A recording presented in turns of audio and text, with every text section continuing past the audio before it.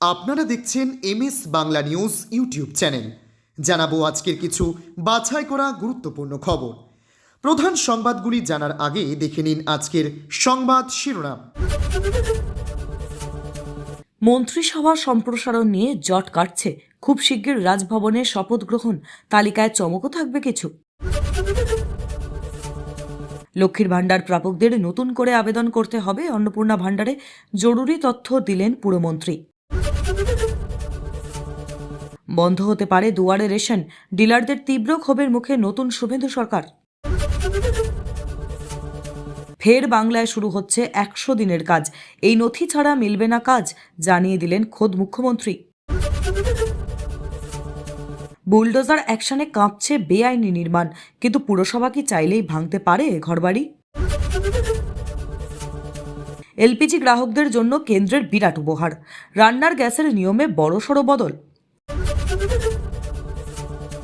ফলতায় উপড়ে গেল ঘাসফুল, স্বৈরাচারের বিরুদ্ধে মানুষের রায় দিয়ে হুঙ্কার শুভেন্দুর। পদ্ম শিবিরে যোগদানের জল্পনা তুঙ্গে, শুভেন্দুর ডেরায় পৌঁছে মাস্টার স্ট্রোক কাকলের। নির্বাচনী মামলা এড়ানোর হিড়িক, কল্যাণ বন্দ্যোপাধ্যায়ের নিশানায় এবার পরাজিত তৃণমূল প্রার্থীরা। ক্ষণিকের বৃষ্টিতে কমেনি গরম, বুধবার থেকে দক্ষিণবঙ্গে কালবৈশাখীর দাপট বাড়ার পূর্বাভাস। প্রিয় দর্শক, এতক্ষণ শুনছিলেন সংবাদ শিরোনাম। এবার আসছি বিস্তারিত খবরে। ভিডিওটি ভালো লাগলে লাইক করুন এবং আমাদের ইউটিউব চ্যানেলটি সাবস্ক্রাইব করে আমাদের সঙ্গে থাকুন।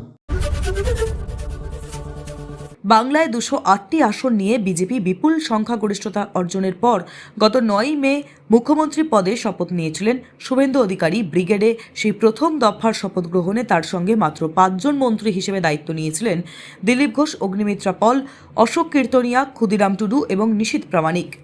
তারপর থেকে গত 2 সপ্তাহেরও বেশি সময় ধরে মন্ত্রিসভার বাকি পদগুলি ফাঁকাই রাখা হয়েছিল।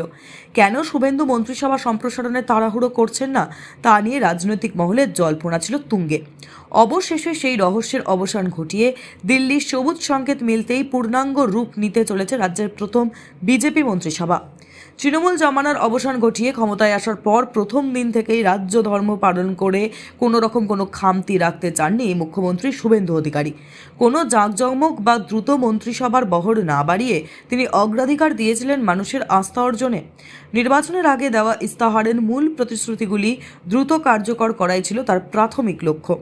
ক্ষমতায় এসেই প্রথম 2 সপ্তাহে অন্নপূর্ণা ভাণ্ডার চালুর সরকারি প্রক্রিয়া শুরু করা, আয়ুষ্মান ভারত যোজনার রূপায়ণের সিদ্ধান্ত ঘোষণা, ভিভি রামজি তথা 21 দিনের কাজ শুরু করা এবং সরকারি চাকরিতে স্বচ্ছ নিয়োগের বিষয়ে স্পষ্ট দিশানির্দেশ দিয়েছেন তিনি। তাছাড়া দুর্নীতি দমন এবং রাজ্যের আইন শৃঙ্খলা পরিস্থিতি কঠোর হাতে নিয়ন্ত্রণের ব্যাপারে প্রথম দিন থেকেই কড়া বার্তা দেওয়া হয়েছে। প্রশাসনিক স্তরে এই জরুরি বার্তা ও নীতিগত সিদ্ধান্তগুলি স্পষ্ট করার পরেই এবার কেন্দ্রীয় নেতৃত্বের সঙ্গে আলোচনা করে মন্ত্রিসভা সম্প্রসারণের চূড়ান্ত ধাপে হাত দিয়েছেন মুখ্যমন্ত্রী। রাজ্য জুড়ে বর্তমানে চর্চার কেন্দ্রবিন্দুতে অন্নপূর্ণা ভাণ্ডার। 1 জুন থেকে রাজ্যের কার্যকর হতে চলেছে বিজেপির সরকারের অন্নপূর্ণা ভাণ্ডার। নবান্নে প্রথম ক্যাবিনেট বৈঠক থেকে অন্নপূর্ণা ভাণ্ডারের ঘোষণা করেছিলেন মুখ্যমন্ত্রী শুভেন্দু অধিকারী। বিজ্ঞপ্তি জারি করে দিয়েছে নারী ও শিশু উন্নয়ন এবং সমাজ কল্যাণ দফতর। তবে অনেকেরই প্রশ্ন মনে, লক্ষ্মীর ভাণ্ডার প্রাপকদের কি ফের আবেদন করতে হবে? অন্নপূর্ণা যোজনায় নতুন করে আবেদন নিয়ে বিভ্রান্তি বাড়তে ফের বিষয়টি নিয়ে বার্তা দিয়েছেন রাজ্যের পুরমন্ত্রী অগ্নিমিত্রা পল। তিনি স্পষ্ট করে বলেন, যারা লক্ষ্মীর ভাণ্ডার পাচ্ছেন তাদের নামটাই সরাসরি ট্রান্সফার হয়ে যাবে অন্নপূর্ণা ভাণ্ডারে। এর জন্য আলাদা করে আর আবেদন করার কোনো প্রয়োজনীয়তা নেই বলে নিশ্চিত করেছেন পুরমন্ত্রী। নাম স্থানান্তরের জন্য প্রয়োজনীয় ভেরিফিকেশনের কাজ সরকারি দফতর করবে, সাধারণ মানুষকে এর জন্য কোথাও ছুটতে হবে না, পরিষ্কার করেছেন পুরমন্ত্রী। রাজ্য সরকারের তরফে জানানো হয়েছে, 1 জুন থেকে এই প্রকল্পের আওতায় যোগ্য মহিলাদের প্রতি মাসে 3000 করে আর্থিক সাহায্য সরকারি ব্যাংক অ্যাকাউন্টে ডিবিটি পাঠানো হবে। তবে এই প্রকল্পের সুবিধা পাবেন না কেন্দ্র বা রাজ্য সরকার এবং কোনো রাষ্ট্রায়ত্ত সংস্থার স্থায়ী চাকরিজীবী বা পেনশনভোগীরা। অন্নপূর্ণা যোজনার থেকে বাদ রাখা হয়েছে রাজ্য সরকার অনুমোদিত শিক্ষক, অশিক্ষক, পুর ও পঞ্চায়েত কর্মীদের। কেন্দ্র বা রাজ্য সরকারের স্থায়ী চাকরিতে রয়েছেন কিংবা নিয়মিত বেতন বা পেনশন পান এমন মহিলারা এই প্রকল্পের সুবিধা থেকে বঞ্চিত হবেন। আয়করদাতা হলে এই প্রকল্পের সুবিধা মিলবে না। পাশাপাশি মৃত ব্যক্তি বা এলাকা বদল করেছেন, ভোটার তালিকা থেকে যাদের নাম বাদ পড়েছে বা যারা অনুপস্থিত ভোটার হিসেবে চিহ্নিত, তারা এই প্রকল্পের সুবিধা পাবেন না বলে জানানো হয়েছে। পশ্চিমবঙ্গে রাজনৈতিক পট পরিবর্তনের পর পূর্বতন তৃণমূল সরকারের অন্যতম ফ্ল্যাগশিপ প্রকল্প দুয়ারে রেশন নিয়ে বড় সড় টানাপোড়েন শুরু হয়েছে। বাড়ি বাড়ি গিয়ে রেশন পৌঁছে দেওয়ার এই ব্যবস্থা চালু রাখা সম্ভব নয় বলেই দাবি তুলেছেন রাজ্যের রেশন ডিলাররা। সোমবার সদ্য গঠিত জয়েন্ট ফোরাম ফর ওয়েস্ট বেঙ্গলের সম্মেলনে আনুষ্ঠানিকভাবে এই প্রকল্প পুরোপুরি বন্ধের দাবি জানানো হয়েছে। রেশন ডিলারদের যৌথ মঞ্চের দাবি, দুয়ারে রেশন প্রকল্প চালাতে গিয়ে তাদের উপর অতিরিক্ত আর্থিক ও প্রশাসনিক চাপ তৈরি হচ্ছে। সামগ্রিক বাড়ি বাড়ি পৌঁছে দেওয়ার ক্ষেত্রে বিপুল পরিবহন খরচ বাড়ছে, যার বোঝা ডিলারদের একাই বইতে হচ্ছে। এর পাশাপাশি গ্রামাঞ্চল ও প্রত্যন্ত এলাকায় উপযুক্ত যানবাহনের অভাব এবং স্থায়ী কর্মী সংকট পরিস্থিতিকে আরও জটিল করে তুলছে। রেশন ডিলারদের দাবি, বর্তমানে এই অবাস্তব পরিকাঠামোয় ডিলারশিপ চালানো অসম্ভব হয়ে পড়ছে। ফলে এই ব্যবস্থা বাতিলের পাশাপাশি রেশন ডিলারদের কমিশন বৃদ্ধি ও আর্থিক সুরক্ষার দাবিও জোরালো হচ্ছে। এই পরিস্থিতিতে ডিলারদের যৌথ সংগঠন খুব শীঘ্রই রাজ্যের খাদ্যমন্ত্রী অশোক কীর্তনিয়ার সঙ্গে দেখা করে পুরো বিষয়টি পুনর্বিবেচনার জন্য স্মারকলিপি জমা দেবে। রাজ্যে নতুন সরকার গঠনের পর রেশন ডিলারদের এই সম্মিলিত চাপ খাদ্য বণ্টন নীতিতে বড় সড় বদল আনতে পারে বলে মনে করছে রাজনৈতিক ও প্রশাসনিক মহল। 100 দিনের কাজ বাংলায় আবার শুরু হতে চলেছে, তবে এবার 125 দিনের জন্য। শুভেন্দু অধিকারীর ঘোষণা অনুযায়ী রামজি নামের এই নতুন প্রকল্পে কাজ পেতে হলে কয়েকটি নথি জমা দেওয়া বাধ্যতামূলক করা হয়েছে। তেমনি পূর্ববর্তী দুর্নীতি তদন্তের আশ্বাসও দেওয়া হয়েছে। এতদিন কেন্দ্র তহবিল আটকে রেখে দিয়েছে, এই অজুহাতে কাজ বন্ধ ছিল বাংলায়। এবার ফের সেই কাজ শুরু হতে চলেছে শুভেন্দু অধিকারীর হাত ধরে। এই সাংবাদিক বৈঠকে মুখ্যমন্ত্রী শুভেন্দু অধিকারী জানিয়েছেন, জুনের প্রথম সপ্তাহ থেকেই রামজি নামে এই প্রকল্প চালু হবে। তার আগে একটি মনরেগা নামে চালু ছিল, এবার নাম বদল হলো।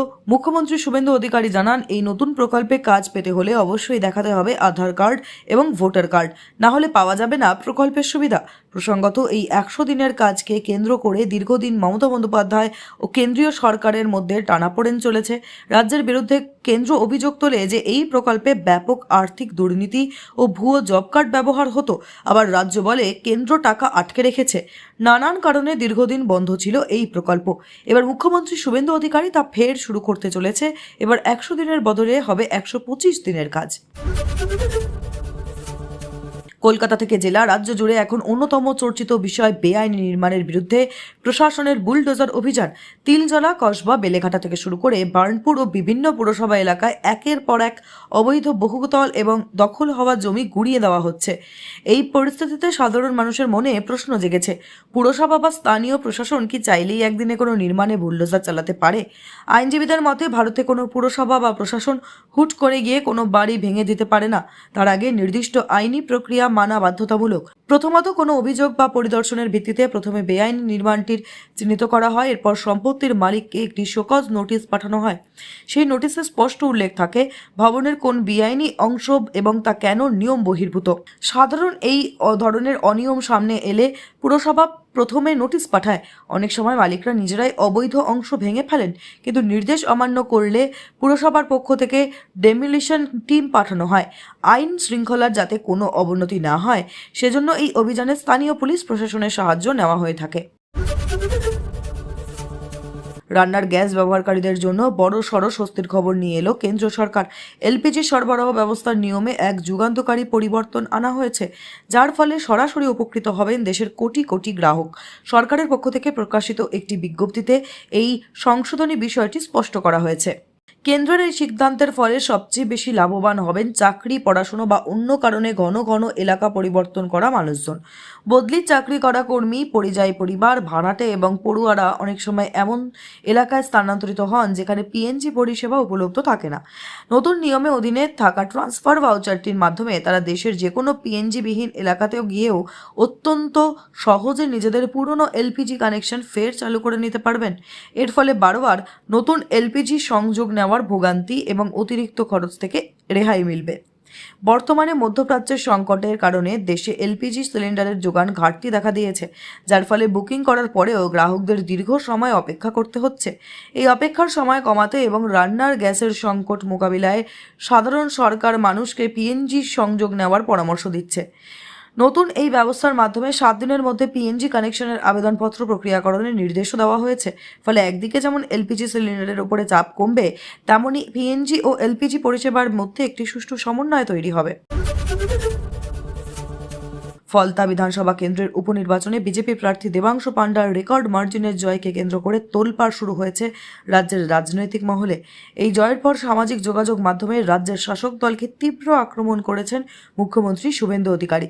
দক্ষিণ 24 পরগনায় ডায়মন্ড হারবার লোকসভা কেন্দ্রের অন্তর্গত এলাকাটি দীর্ঘদিন ধরে তৃণমূলের অভেদ্য দুর্গ হিসেবে পরিচিত ছিল। রবিবার রাতে ফলতার ফলাফল সংক্রান্ত প্রধানমন্ত্রী নরেন্দ্র মোদীর একটি বার্তা শেয়ার করে মুখ্যমন্ত্রী শুভেন্দু অধিকারী নিজের এক্স হ্যান্ডেলে লেখেন, ফলতার মানুষ নিশ্চিতভাবেই স্বৈরাচারের বিরুদ্ধে এক জোরালো রায় দিয়েছেন এবং উন্নয়নের পথ বেছে নিয়েছেন।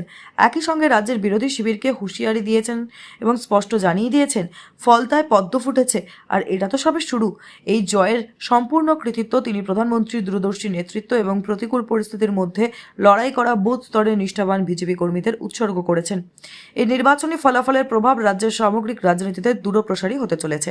ফলতার মতো শক্ত ঘাঁটিতে পরাজয় তৃণমূলের সাংগঠনিক দুর্বলতা এবং আভ্যন্তরীণ সমন্বয়হীনতাকে প্রকাশ্যে এনেছে, যা আগামী নির্বাচনগুলিতে তাদের উপরে বাড়তি চাপ সৃষ্টি করবে। অন্যদিকে এই রেকর্ড জয় বিজেপির কর্মী সমর্থকদের মনোবল বহুলাংশে বাড়িয়ে দিল।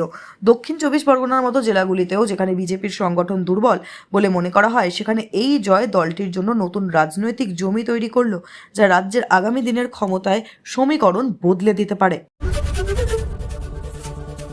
পূর্বাভাস মিলিয়ে কলকাতা সহ রাজ্যের একাধিক জেলায় ঝেঁপে বৃষ্টি নামলেও স্বস্তি অধরায় রয়ে গেল দক্ষিণবঙ্গবাসীর কাছে। মেঘলা আকাশ এবং ক্ষণস্থায়ী বৃষ্টির জেরে উল্টে আর্দ্রতাজনিত অস্বস্তি। আলিপুর আবহাওয়া দফতর জানিয়েছে, দক্ষিণবঙ্গে এই অস্বস্তিকর পরিস্থিতি বজায় থাকলেও বুধবার থেকে আবহাওয়ার বড় পরিবর্তন আসতে চলেছে। আবহাওয়াবিদদের মতে এই মুহূর্তে দক্ষিণ বিহারের ওপর একটি ঘূর্ণাবর্ত অবস্থান করছে। সেখান থেকে ঝাড়খণ্ড ও ওড়িশার ওপর দিয়ে অন্ধ্রপ্রদেশ উপকূল পর্যন্ত একটি উত্তর দক্ষিণ অক্ষরেখা বিস্তৃত রয়েছে। এই বায়ুমণ্ডলীয় সিস্টেমের জেরেই গাঙ্গেয় পশ্চিমবঙ্গ এবং ওড়িশা উপকূলবর্তী এলাকায় সমুদ্র উত্তাল থাকবে। বুধ থেকে শুক্র পর্যন্ত কলকাতা সহ দক্ষিণবঙ্গের প্রায় সব জেলাতেই ঝড় বৃষ্টির দাপট। বীরভূম, মুর্শিদাবাদ, ঝাড়গ্রাম, পুরুলিয়া, বাঁকুড়া, বীরভূম, হুগলি এবং মেদিনীপুর ও দক্ষিণ 24 পরগনার মতো জেলাগুলিতে কালবৈশাখী ও শিলাবৃষ্টির প্রবল সম্ভাবনা। শনিবার পর্যন্ত এই বিক্ষিপ্ত ঝড় বৃষ্টির জেরে সাধারণ জনজীবন ব্যাহত হওয়ার আশঙ্কা থাকছে, তবে রবিবার থেকে পরিস্থিতি ধীরে ধীরে স্বাভাবিক হতে পারে। অন্যদিকে উত্তরবঙ্গে আগামী 24 থেকে 48 ঘন্টা ভারী বৃষ্টি চললেও বুধবার থেকে সেখানে বৃষ্টির পরিমাণ ও ঝড়ের গতিবেগ ক্রমশ কমবে বলেই জানা গিয়েছে।